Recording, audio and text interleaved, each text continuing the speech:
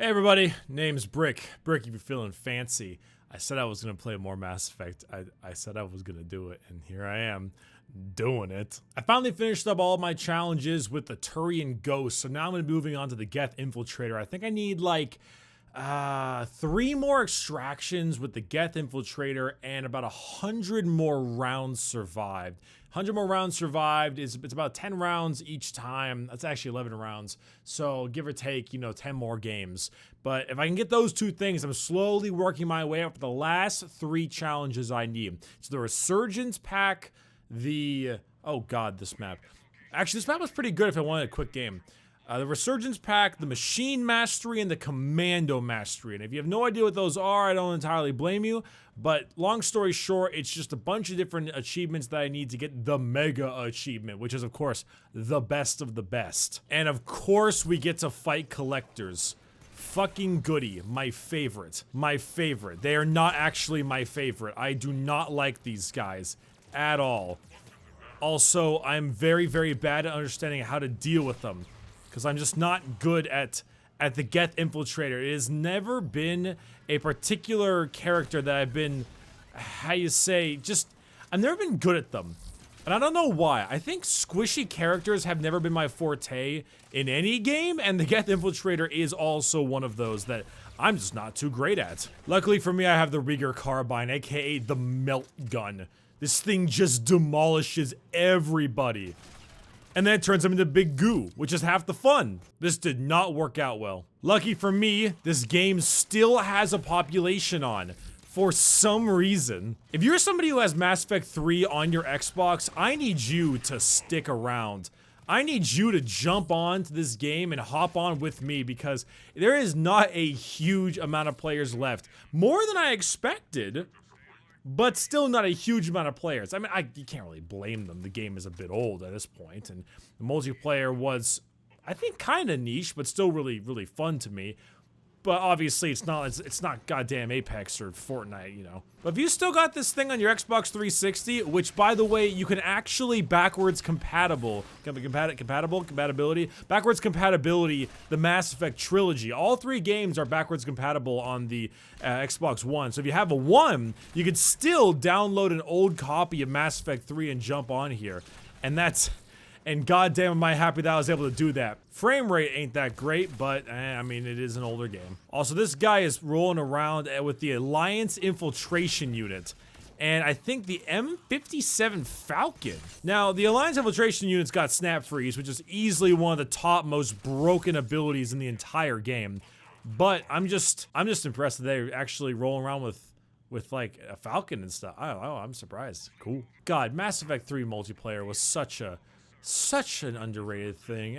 I think, like, I always thought it was underrated, but it's not necessarily what I would call a revolutionary type thing, It was fun, enjoyable, it had a good time, I had a good time with it, had some decent variety, but I think the base combat of ME3, at least at the time, being relatively good, is what kind of kept it afloat. Mass Effect always had a lot of customization when it came to abilities, when it came to characters. There were 6 classes, all with very unique abilities and interesting things, but enough overlap to make them at least not like drastically different. Add that with the idea that you could finally play as alien race. Look at that fucking ass. Finally play as alien races, and you can go around shooting a bunch of different enemies that had good variety too. It really created an experience that I was down to play over and over and over again, even if it was just reusing a bunch of assets from the campaign. I mean, I play a lot of BioShock 2 multiplayer, and I thought it was genuinely not that good at all, but I played a lot of it. You guys ever had Bang? I got this energy drink recently.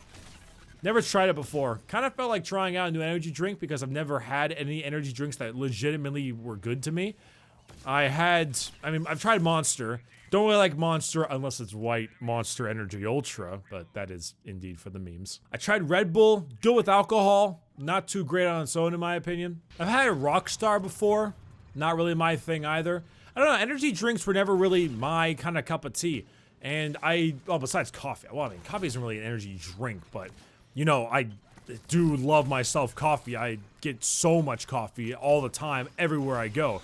My standard order at Starbucks is a venti cold brew.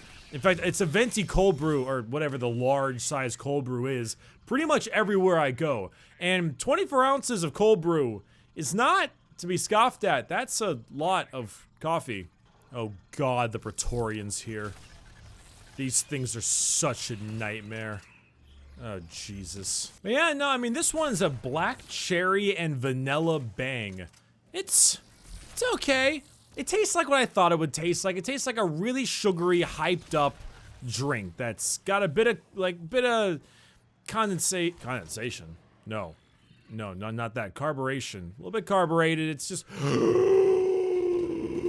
but yeah, you know, it's all right.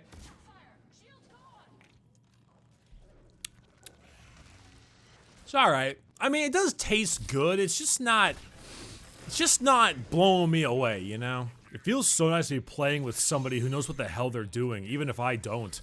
I know how to play this game. I've spent my time. I have my hours. It's just, I'm not good at playing this particular character.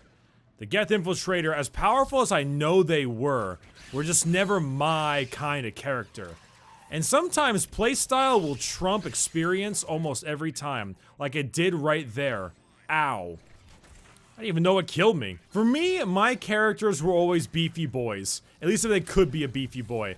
Or tanky in ways that they weren't tanky. Like security. It's so hard to explain. For instance, my favorite character is probably always the Alliance Infiltration Unit, which was the person they're playing right there, Edie. Or what was Edie. Now, obviously, there's a giant piece of robot ass I get to roll around with, which is naturally an enjoyment, of course. How can you forget? I am still Bricky after all. However, the main thing was because of her insanely overpowered abilities. She has this one particular move. It's kind of like it slowly regens your health over and over. It's a consumable. You can use like 4 times before you go back to the ammo station. And if you get downed while this thing is popped, it'll automatically pop you straight back up. It's practically a cheat revive.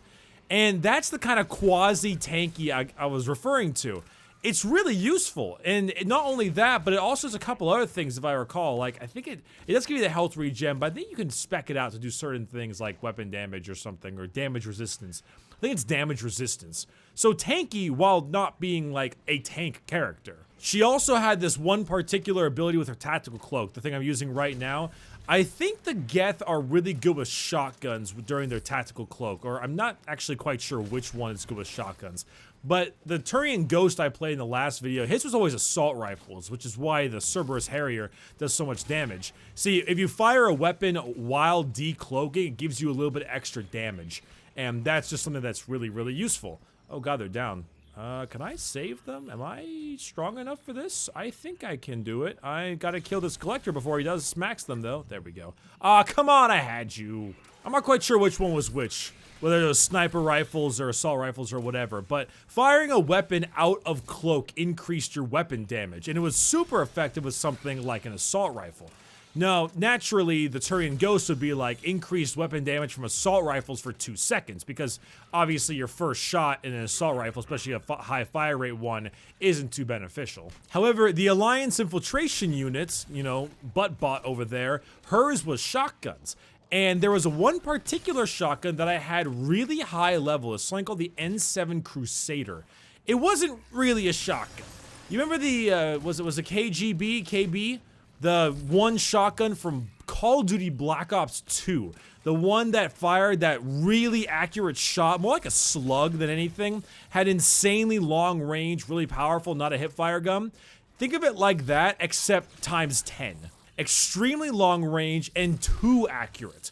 It was actually too accurate. It was very hard to hit targets because of how insanely accurate the gun was as a slug. However, get good enough, which I eventually did, and firing that weapon became just a slaughter fest. It was good against armor, it had a nice clip size, it was disgustingly powerful. And that was always my go-to build. N7 Crusader along with the ED bot, get her little like powerful thing up and just slaughter people, completely slaughter people. It would probably have been a better idea to roll with the Rieger carbine instead because of how insane this weapon's DPS is. However, this gun just has very little maximum ammo, a very small magazine, and at the end of the day has this tiny little wind-up time you gotta deal with before you actually fire the gun. Also, the range is abysmal. You have to be like snorting the ashes of the face of your enemy. Fun though, like that. Still very fun. Still very fun. God damn it, I miss this game so much. Oh god, I miss this game. I'm actually going through all the Mass Effects right now with a friend, and she hasn't played any of the Mass Effects yet, so we're going through all of them in order, the whole deal. She's experiencing Mass Effect for the first ever time, and I'm probably gonna talk more about this in the next video because it's so goddamn good.